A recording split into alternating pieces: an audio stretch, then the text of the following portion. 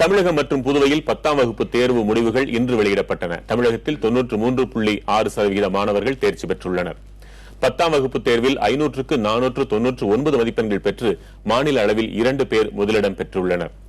விருதுநகர் மாவட்டம் பெரியவள்ளிக்குளம் நோபல் பள்ளியைச் சேர்ந்த சிவக்குமார், நாமக்கல் மாவட்டம் ராசிபுரத்தைச் சேர்ந்த SRV எக்ஸல் பள்ளியைச் சேர்ந்த பிரேமசுதா ஆகிய இருவரும் முதலிடம் பெற்று சாதனை படைத்திருக்கின்றனர்.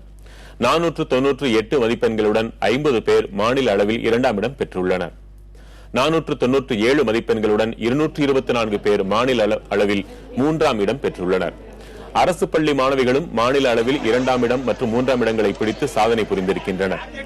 10ஆம் வகுப்பு தேர்வில் ஒட்டுமொத்தமாக 93.6% மாணவர்கள் தேர்ச்சி பெற்றுள்ளனர். இது கடந்த ஆண்டு தேர்ச்சியை விட சற்றே அதிகம். இந்த ஆண்டும் வழக்கம் போல் மாணவர்களை விட மாணவிகளே அதிகமாக தேர்ச்சி பெற்றுள்ளனர். மாவட்ட அளவிலான தேர்ச்சி விகிதத்தில் ஈரோடு முதலிடமும் வேலூர் கடைசி இடமும் பெற்றுள்ளன.